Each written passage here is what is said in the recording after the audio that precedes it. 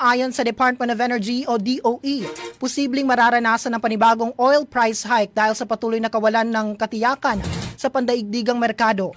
Kaugnay nito, Star Nation, ng pagharang umano sa Iran o ng Iran sa ilang bahagi ng Strait of Hormuz, isang mahalagang ruta na dinadaanan ng halos ikalimang bahagi ng supply ng langis sa buong mundo. Dahil dito, Star Nation, nag-ikot ang aming himpilan ng 93.7 Star FM Cotabato at nagtanong sa iilang driver sa lungsod ng Cotabato upang alamin ang kanilang reaksyon sa tuloy-tuloy na pagtaas ng presyo ng petrolyo sa bansa. Ako po si Ismail lang. Ang presyo po ng gasolina ay medyo tumaas po dahil sa giyera ng Iran sa pagitan ng Middle East at US.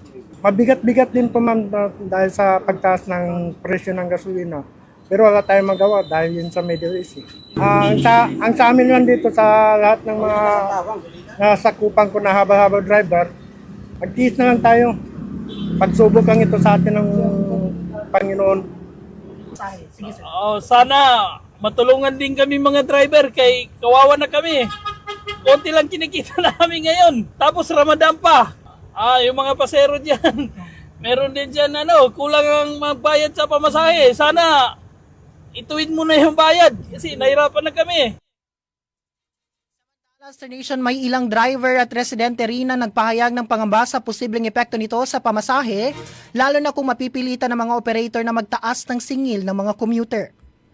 Ito sa amin, nakaubos na kami ng 4 na litro, 5 litro, pero maanuhan namin rin ang pagtaas ng langis. Kaya sa noon, yung langis na tinutubil namin, tag 5.5 lang. Ngayon, mataas na. Malapit na. Ramdam niyo po, sir? Ramdam po namin. Pero sa ganun, sana ma-aksyonan ng gobyerno. Sana po, taasan nila ang pamasahe. Pero kawawa naman ang mga commuters. Yun lang po. Yun, ang masasabi ko lang, sana hindi naman inaabot sa 100. Kaya paano na yung mga, tulad ng mga nagapasahero, di ba? Kawawa sila. So, yun lang concern ko. Sana hindi naman, wag naman po sana tataas talaga ng sobra kasi kawawa talaga yung mga lalo na yung nag-commute. Baka taasan nila yung pamasahe. At yun lang. Sa kabila nito, Star Nation, tiniyak ni Energy Secretary Sharon Garin na sapat pa ang supply ng langis sa bansa na maaring tumagal ng hanggang 50 araw. Ayon sa kalihim, Star Nation, presyo lamang ng mga produktong petrolyo ang kasalukuyang suliranin, hindi ang kakulangan sa supply.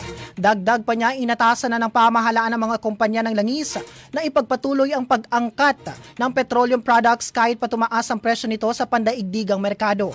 Nakikipag-ugnayan na rin aniya ang gobyerno sa ilang bansa sa Asia upang matiyak na mananatiling sapat ang supply ng langis sa Pilipinas. Samantala, nauna nang ipinag-utos ni Pangulong Ferdinand Marcos Jr. sa mga ahensya ng gobyerno ang pagpapatupad ng 4 na araw na on-site work week bilang bahagi ng hakbang upang mabawasan ang konsumo sa kuryente at gasolina.